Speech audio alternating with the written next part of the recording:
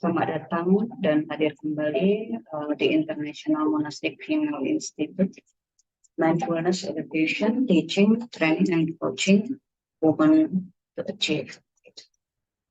Ya, jadi kali ini kita akan membahas kenapa butuh bikuni. Ya. Ini di sesi yang sangat simple. Ya. Kita melihat dari sudut dan kacamata seorang perempuan, itu pertama. Yang kedua adalah kita akan melihat dari sisi sudut pandang aturan untuk kita membantu para tangga biku khususnya untuk melindungi diri mereka agar tetap terlindungi. Ya, siapa yang melindungi? Tentunya upasika secara khusus perempuan, ya, menjaga caranya agar para biku dapat berlatih lebih maksimal, ya, lebih giat, lebih serius, penuh konsentrasi. Karena godaan itu selalu saja memang pasti ada, ya, apabila dalam masa-masa latihan. Jadi salah satu topik pembahasan kita kali ini yaitu kenapa sih kok butuh bikuni. Baik, dari sudut pandang kacamata umat awam, yang pertama kita tentu ingin mengerti untuk menjaga para sangga, ya, para biku. Ya, ini yang pertama, menjaga, melindungi biku yang sedang berlatih. Ya.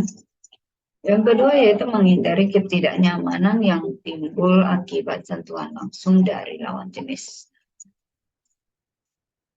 Jadi di dalam aturan seorang biku tidak langsung menyentuh perempuan. Jadi kenapa kok butuh bikuni? Diupayakan supaya biku tidak menyentuh, maka biku tidak lebih baik, ya, begitu ya, lebih baik untuk para perempuan mengetahui bahwa saya harus menjaga jarak, menjaga agar jangan sampai biku menyentuh, ya, menyentuh tubuh perempuan itu. Ya. Jadi sekarang perempuan-perempuan kurang paham, ya, kurang mengerti, ya. Jadi bagaimana caranya supaya biku tidak langsung menyentuh perempuan, ya. Maka ketika Pabaja Samaneri misalnya, ketika Pabaja Samaneri seperti itu, ya, diberikan guru perempuan lebih baik, ya. Yang ketiga yaitu melindungi martabat perempuan. Melindungi martabat perempuan maksudnya bagaimana? Ya, ketika sama-sama menjaga sila yang lebih baik, lebih tinggi, ya, tangga biku menjaga sila yang lebih tinggi, upasika perempuan yang bukan dari umat awam biasa yang sebelumnya megang Pancasila Buddhis, kemudian mengupgrade dirinya dalam pelatihan, misalnya retret, ya, mengambil sila 8 sila Pancasila, ya, atau misalkan sila yang lebih tinggi sebagai Pabaja Samaneri yang pelatihan, ya, yang lebih tinggi sampai 10 sekolah, ya. Jadi tujuan sebaiknya yang mencukup perempuan atau memegang kepala perempuan, ya, adalah seorang perempuan. Jadi kenapa kok butuh bikuni? Jadi kita saling menjaga di sini ya. Jadi para perempuan tidak secara langsung tersentuh, ya, ada hubungan kontak secara fisik. Kenapa ini penting untuk diketahui oleh umat awam perempuan?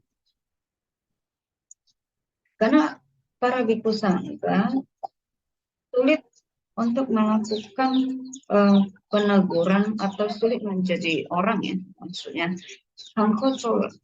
Kalau misalkan ada yang memohon sila yang bisa ini di apa namanya ditolak ya, orang kan mau latihan, kok orang ada memohon dirinya untuk ya misalnya menjadi seorang Babajita sama Neri ya, masa kok ditolak gitu ya. Ya menjadi kendala ya menjadi masalah ya memang belum banyak ya. Belum banyak bikuni di Indonesia secara khususnya. Jadi di sini disebutkan dalam aturan wilayah yang perlu diketahui dan dipahami bersama ya oleh umat perempuan ya. Jangan sedikit-sedikit ini ya. Nanti saya mau jadi ini tolong cukur rambut saya ya, kurang tepat. Ya, sebisanya tidak ada hubungan kontak sentuhan fisik ya. Ya, berhati-hati.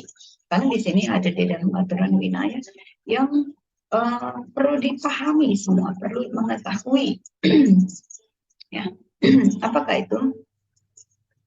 Dikatakan demikian, biku manapun yang dikuasai oleh nafsu dengan pikiran yang bernoda, terlibat sentuhan fisik dengan seorang wanita, atau memegang tangannya, atau memegang ikatan rambutnya, atau memeluk bagian-bagian tubuh,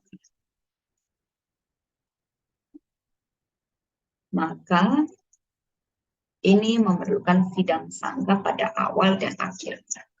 Sidang sangga yang dimaksud itu minimum 20 anggota sangga bersama-sama melakukan satu persidangan. Ya. Jadi namanya sangga di sini. Jadi di sini kita lihat apa sih yang perlu diwaspadai. Jadi di sini tidak hanya berlaku untuk seorang sangga biku saja, sangga bikuni juga berhati-hati, Cikamana berhati-hati, sama Neri sama Nera berhati-hati. Umat awam yang berlatih sila pun berhati-hati ya, supaya tidak terjadi pelanggaran. Ini ada hal yang perlu diwaspadai seperti ini.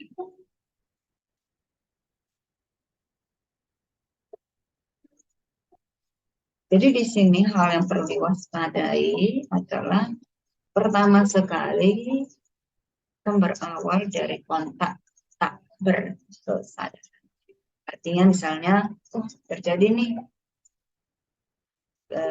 kesenggol. Awalnya mula-mulanya jadi ceritanya demikian. Mula-mulanya terjadi sentuhan, tak berkesadaran, memang menjadi sentuhan ya, tadinya kan nggak sengaja, lama-lama disengaja, ya, nah itu ngeri ya, karena pikiran nyaman ya, enak ya, penasaran ya. Kenapa? Karena kita khususnya mereka yang berlatih, yang belum kuat latihannya ya, sedikit sentuhan atau ada kontak fisik itu kontak ya, sedikit saja akan menghasilkan getaran gitu. Sedikit ya. Karena mereka yang latihannya sebagai pemula ya, belum kuat ya. Karena respon masih sangat cepat ya, respon terhadap satu sentuhan itu menghasilkan rasa penasaran. Jadi getarannya itu terasa bagi mereka pemula ya, yang artinya pelatihan masih pemula ya, belum kuat latihan. Jadi untuk jenis kontak sentuhan ini ada dua, ya, ada dua jenis. Yang pertama adalah sentuhan pasif, kedua adalah sentuhan aktif. Jadi kalau sentuhan pasif itu ada kontak berkesadaran menuju penghindaran. Maksudnya bagaimana kontak berkesadaran menuju penghindaran?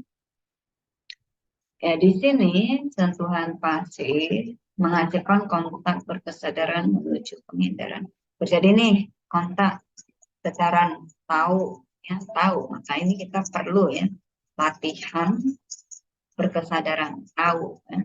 Tahu terjadi sentuhan. Oke. Nah, ketika tahu terjadi sentuhan, ya tadi itu kesentuhannya yang tadi tidak sengaja, yang tidak berkesadaran, yang muncul dari unsur-unsur tertentu, pengaruh faktor-faktor tertentu, eksternal, internal, kemudian menjadi kontak yang berkesadaran. Ketika sadar, sentuhan pasif ini, outcome ya, dari eksternal datang, kemudian secara batin, insight di dalam ini paham, oh ini harus dihindari, ini harus dihindari. Dari insight dalam batin paham, oh ini tidak sewajarnya, oh ini tidak seharusnya, oh ini akan menciptakan bahaya di kedepannya bagi diri saya, bagi saya yang sedang berlatih. Dengan munculnya pemahaman demikian, berarti kontak berkesadaran menuju penghindaran. Nah, jika hal ini dipahami, disadari, maka tidak terjadi pelanggaran.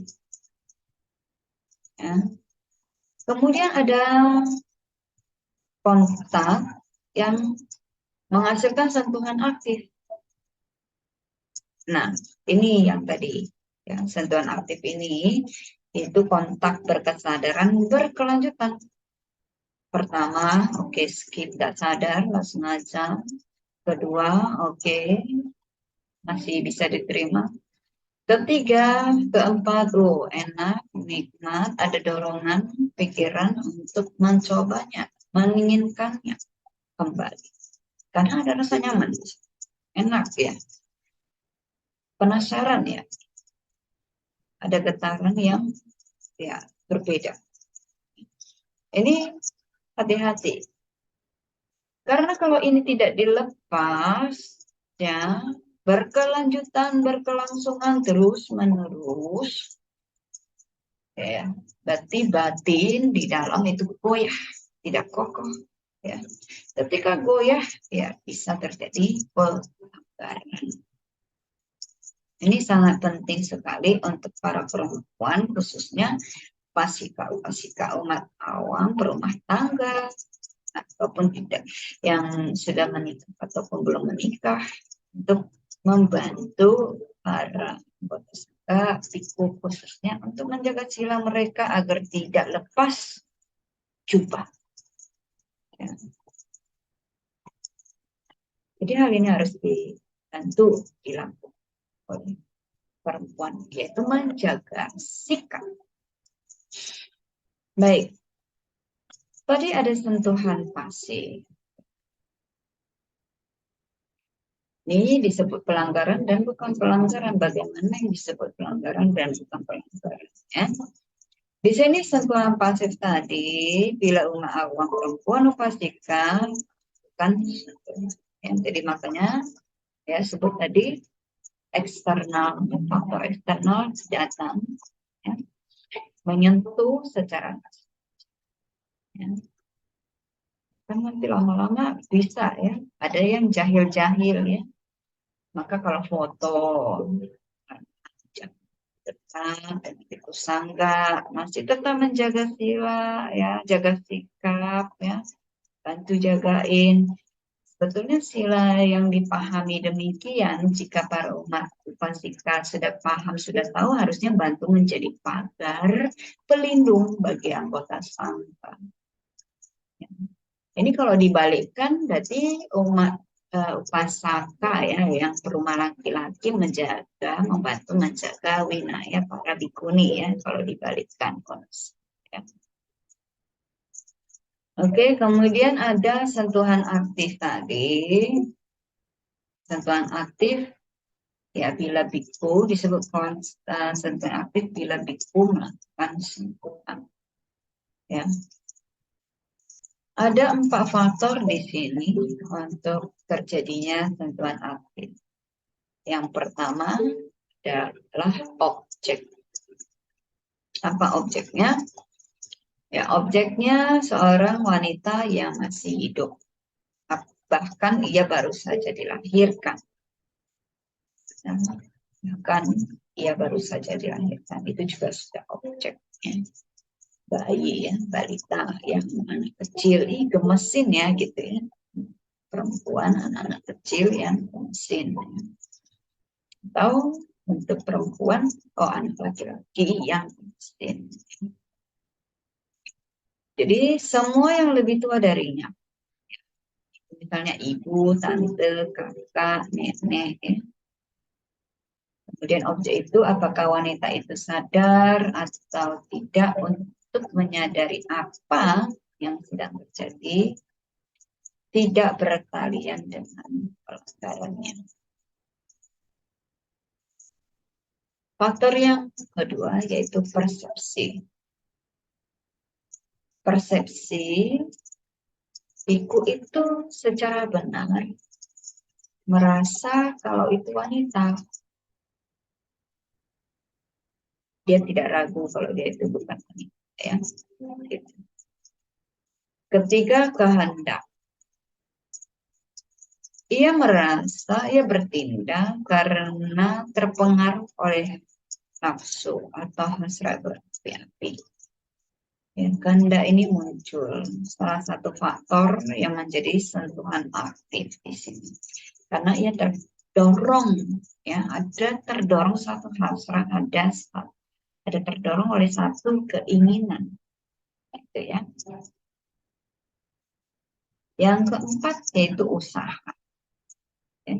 Di sini ada usaha, dia ingin melakukan satu sentuhan fisik.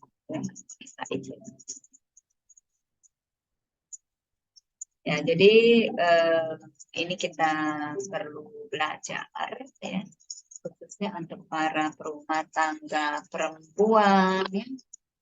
Apa kok harus belajar? Karena ya belum tahu ya, belum banyak yang tahu ya. Jadi perempuan-perempuan, tolong kita menjaga sikap di hadapan sang biku. Ya, demikian juga sebaliknya ya. Laki-laki upasaka ya, tolong menjaga sikap di depan para bikuni. Ya. Jadi ini berlaku di kedua belah pihak sangga biku, sangga bikuni. Berlaku untuk kedua belah pihak, yaitu umat upasaka laki-laki terhadap sangga bikuni. Kemudian umat perumah tangga upasika terhadap sangga biku. Ini mengenai latihan ya. Anda berlatih, para upasaka-upasika berlatih, ya, sangga biku bikuni berlatih dengan baik dan maksimal. Jadi di sini kenapa ditetapkan dibutuhkan ya upasaka-upasika menjadi pagar pelindung. Ya kalau dasarnya ini saja tidak tahu, tidak paham, bukankah semakin banyak akan terjadi pelanggaran? Bukankah akan semakin banyak pagar-pagar yang rusak, jebol, kemalingan, ya. Pemasukan musuh ke dalam rumah, ke dalam benteng Kenapa pagarnya udah rusak? Nggak ada pagarnya malah ya. Yang kita sebagai anggota sangga berharapnya tadinya adalah upasaka-upasika yang telaten, yang memiliki sila, pengetahuan sila, menjadi praktek sila di dalam kehidupan sehari-hari, ya, menjadi pelindung, jadi pagar pelindung, ya, untuk sangga supaya berlatih maksimal untuk mencapai kesucian murni itu terrealisasi nibbana itu enlightenment itu terwujud di kehidupan ini. Tapi kalau dasar ini sedikit saja tidak tahu, bagaimana ya bisa menjadi pagar pelindung? Betul? Ya. Jadi sekarang paham ya. Ini jadi salah satu alasan kenapa kok butuh ini. Nah, ini kita lihat apa yang pelanggaran dan bukan pelanggarannya. Ini basic sekali di dalam aturan Vinaya, biku, ya, dan bikuni. Dalam hal ini, pelanggaran dan bukan pelanggaran ada istilahnya namanya duka. Ada para jika, ada tula jaya, ada sangka di sesa, ada pacitya. Dukata itu bagaimana dikatakan dukata? Ya, di dalam Patimokkha 227 untuk biku, ya, di sini disebut dukata apabila pertama seorang biku dengan nafsu menyentuh tubuh seorang umat awam perempuan upasika dengan keinginan untuk melakukan hubungan seksual. Tadi objek, ingat kembali tadi ada 4 faktor ya, yaitu objek. Jadi objeknya dipahami di sini adalah seorang wanita yang masih hidup ya, atau baru saja dilahirkan, atau mungkin lebih tua darinya. Kemudian adanya persepsi kalau biku itu secara sadar bahwa dia itu seorang wanita, di hadapannya itu adalah wanita. Kemudian ada kehendak terdorong oleh satu keinginan yang kuat, hasrat yang kuat. Kemudian usaha, ada usaha-usaha yang dia rasakan ingin menyentuh fisik tubuh wanita itu. Nah, ini menyentuh umat awam perempuan dengan keinginan melakukan hubungan seksual. Itu masuk dukata ya. Yang kedua yaitu jika dengan sesuatu yang menempel pada badannya. Menempel sesuatu ya. Jika dengan sesuatu yang menempel pada badannya, ia meraba sesuatu yang menempel pada badan seorang wanita. Menempel pada badannya, ia meraba sesuatu yang menempel pada badan seorang wanita. Jadi ini lawan jenis ya. Jadi sesuatu yang menempel itu apakah tangan, jari, yang menempel ya, bahkan pakaian, jubah juga ya. Apapun itu yang menempel pada tubuhnya, ya lawan jenis, kemudian meraba dan apapun yang menempel pada lawan jenisnya itu. Menempel pada apapun. Ya. Jadi ini juga dukata. Kemudian yang ketiga, jika dengan sesuatu yang menempel pada badannya, ia bikuni meraba sesuatu yang menempel pada badan seorang pria. Jadi ini kita membahas dukata di kedua belah pihak, baik pada biku, anggota sangganya, terjadi pada anggota sangga seorang biku, ataupun anggota sangganya seorang bikuni di sini. Ya. Jika seseorang ya, jika dengan sesuatu yang menempel pada badannya, ia bikuni meraba sesuatu yang menempel pada badan seorang pria. Jadi begitu juga ya. Biku terhadap upasika maupun bikuni terhadap upasaka. Apapun ya yang ada pada tubuhnya, yang menempel pada badannya, kemudian meraba sesuatu yang ada pada tubuh atau lawan jenisnya. Ya. Ini dukata.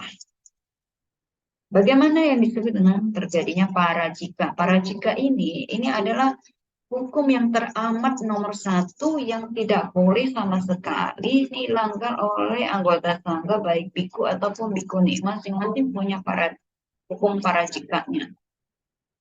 Kenapa? Jika terjadi pelanggaran di dalam parajika, maka itu sudah dipastikan tidak boleh lagi menjadi bagian dari biku atau bikuni. Jadi anggota sangga akan memutuskan sangga kama ya, sangga akan memutuskan, oh ini parajika. Jika itu terjadi maka dengan mohon maaf sekali ya harus lepas coba. Bagaimana yang disebut dengan parajika ini ya, dipahami dulu ya. Pertama, jika seorang biku dengan nafsu menyentuh seorang umat awam perempuan upasika untuk melakukan hubungan seksual. Jadi ini biku terhadap umat awam perempuan upasika. Ya, ingat, biku terhadap perempuan lawan jenisnya ya. Kedua, jika seorang bikuni yang dipenuhi nafsu, nah ini bagian bikuni ya. Jadi ini ayah bahas di dua sisi ya, sangga biku dan sangga bikuni. Bagaimana bisa yang disebut dengan dukata, parajika, tulacaya, kemudian sangga disesa ataupun pacitya. Nah yang kedua ini terjadi pada bikuni bila bikuninya dipenuhi oleh nafsu. Untuk menyentuh atau memegang seorang pria yang juga dipenuhi nafsu pada bagian atas tempurung lutut. Ya. Atas tempurung lutut pria itu di atas ya, tidak diperkenankan ya untuk menyentuh. Jadi kalau bila mana bikuni itu menyentuh bagian hal-hal tersebut yang melekat pada tubuh pria dari atas tempurung lututnya, ya, dari tempurung lutut ke atas bagian anggota tubuhnya, maka itu parajika. Sekali lagi, parajika ya, terjadi biku terhadap lawan jenisnya yaitu upasika perempuan, bikuni terhadap umat awam upasaka laki-laki. Oke, kemudian apa yang disebut tulacaya? Tulacaya yang pertama ini jika seorang biku dengan nafsu menyentuh seorang umat awam perempuan upasika untuk bisa berejakulasi. Sekali lagi ya. Jika seorang biku dengan nafsu menyentuh seorang umat awam perempuan upasika untuk bisa berejakulasi. Ya, ini tulacaya. Keduanya, jika dengan badannya ia biku di sini meraba sesuatu yang menempel pada badan seorang perempuan upasika. Hati-hati, sekali lagi. Jika dengan badannya ia biku meraba sesuatu yang menempel pada badan seorang perempuan upasika. Paham ya? Jadi, di dalam hal ini ada hal-hal yang tidak leluasa antara biku terhadap upasika umat berumah tangga perempuan ya. Jadi maka kenapa kok butuh bikuni ya, biku menyentuh perempuan, biku berhubungan dengan perempuan, waspadai ya. Dua-dua pihak harus waspadai, biku harus waspadai, perempuan upasika khususnya tolong jauh lebih waspadai ya, jangan terlalu leluasa gembiar untuk tindakan tubuh jasmani atau body language-nya, tolong dikontrol, di manage menjadi lebih apa namanya, berkesadaran, ya, gerakan tubuh lebih berkesadaran, ya, waspadai gitu, ya, menjaga sikap tubuh yang attitude, ya. Kadang juga dari bahasa-bahasa komunikasi kita, ya, perempuan-perempuan kadang-kadang secara tidak sengaja, ya, ada sifat-sifat yang keluar, ya, misalnya manjanya, ya, ingin mencari perhatiannya, ingin curhatnya keluar, ya, semuanya itu, ya. Masalahnya keluarnya di hadapan seorang biku, seorang laki-laki yang masih sedang berlatih, ya. Jadi perlu dipahami di sini bahwa seorang sakadagami pun, ya, sakadagami pun, ya, itu masih memiliki nafsu, ya, belum lepas, ya. Jadi seorang sotapana pun masih punya nafsu, ya. Pahami itu, apalagi seorang sotapana, apalagi seorang umat awam yang atau biku atau bikuni yang sama sekali belum mencapai, ya. Jadi lebih konsen, lebih perhatikan di sini, ya, agar semakin waspada, ya. Masing-masing waspadai diri masing-masing, ya. Di diri sendiri, melindungi diri sendiri, ya, diri sendiri, jaga diri sendiri, ya, ada aturan wilayah dan apapun yang aturan yang sudah melekat, ya, pada jubah ini. Oh, saya pakai jubah, saya tahu aturan saya tahu apa yang boleh dan tidak boleh, ya. Oh ya, secara berkesadaran, ya, secara mindful saya tahu, pahami gitu, kan. Kemudian untuk pihak bikuni, ya, jika dengan badannya ia bikuni, ya, di sini nih meraba sesuatu yang menempel pada badan seorang pria atau upasaka. Jika dengan badannya ia bikuni meraba sesuatu yang menempel pada badan seorang pria upasaka, ya. Jadi hal ini bisa saja terjadi, ya. Kenapa? Ya, tadi latihan belum mencapai. Bahkan seorang sakadagami masih memiliki nafsu, ya. Jadi jangan berpikiran, loh, kok dia masih punya nafsu sih? Loh, kok dia masih marah, ya? Masih punya kemarahan sih. Ya. Bahkan seorang sotapana masih bisa marah kok, ya. Oke. Jadi jangan dikira bahwa seorang yang suci itu masih sudah tidak punya nafsu, sudah tidak marah, ya. Dipahami dulu dia mencapai kesucian yang tahap mana, enlightenment yang mana. Nah, jadi hati-hati juga bertata bahasa ini, bertutur kata bahasa. Kok begitu, ya? Kok seorang ini masih begitu gitu, ya? Nah, itu hati-hati dan waspadai diri sendiri juga harus tahu, dan ada bahkan disadari di sini, dipahami di sini bahwa bahkan seorang sakadagami pun masih memiliki atau belum lepas 100% dari nafsu. Yang paling sempurna untuk lepas dari semua kilesa, loba, dosa, moha menjadi adosa, moha, adosa, amoha, aloba, ya. Ini adalah yang maha sempurna, ya. Enlighten yang sudah arahan, sudah bebas, ya. Sempurna bebas, ya. Kemudian apa yang disebut dengan sangga di sesa? Ya, sangga di sesa yang pertama yaitu jika seorang biku dengan nafsu menyentuh seorang umat awam perempuan upasika untuk mengeluarkan asuci air mani. Jika seorang biku dengan nafsu menyentuh seorang umat awam perempuan upasika untuk mengeluarkan asuci air mani. Ya. Jadi banyak hal-hal di dalam aturan pelanggaran ataupun tidak pelanggaran di dalam winaya ini sesungguhnya adalah hal yang normal untuk dipahami, untuk diketahui.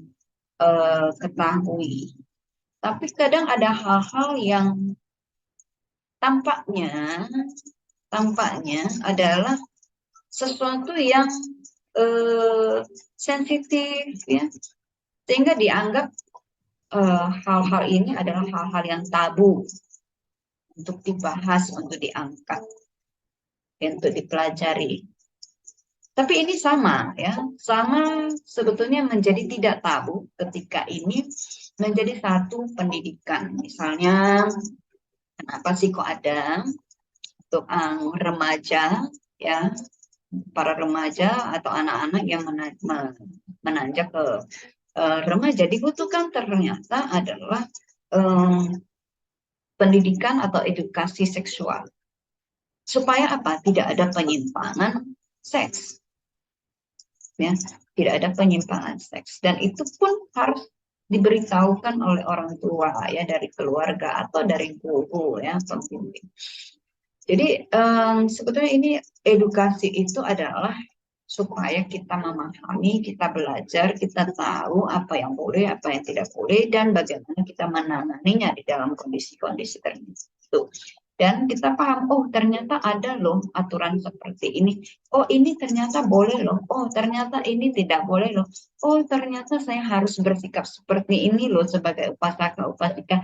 Oh saya harus menjaga diri saya lebih eling sebagai seorang sangga biku, sebagai seorang sangga biku, gitu ya. Kemudian sebaliknya, ya, jika dengan badanan ia meraba badan seorang upasika. Sini. Jika dengan badannya ia meraba badan seorang upasika. Ini sudah sangga disesa, ya. Jadi harus diwaspadai sebetulnya. Oke, baik. Pacitia. Ya, ini sebut pelanggaran pacitia. Ya, jika menggelitik dengan jari-jari tangan. Yang menggelitik dengan jari-jari tangannya.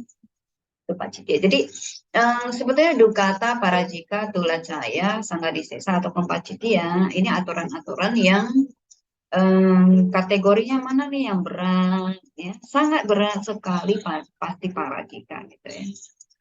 Mana sih yang sangat berat, yang berat sedang, yang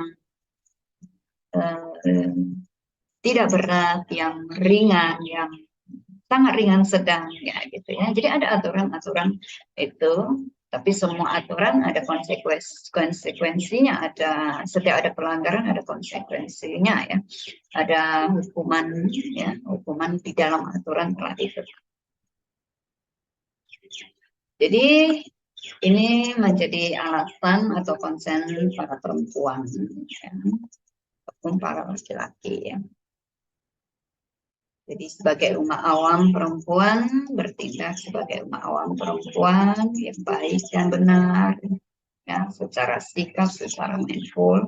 Sebagai seorang umat awam laki-laki, dia bertindak berkesadaran sebagaimana umat awam laki-laki yang baik dalam bersikap bijaksana, waspada dalam tutur kata, sikap tubuh badan, ya. Demikian juga kami yang berlatih di sini adalah sebagai sangga, tentunya juga sudah paham betul apa yang menjadi aturan bagi kami. Kami juga sedang berlatih diri, ya. Jadi tolong bersama-sama bekerja sama, ya, para umat upasaka perempuan, ya, upasaka dan upasika, ya, baik laki-laki dan perempuan, umat rumah tangga di sini, bantu, ya. Tolong bantu anggota sangganya untuk berlatih lebih maksimal lagi, ya.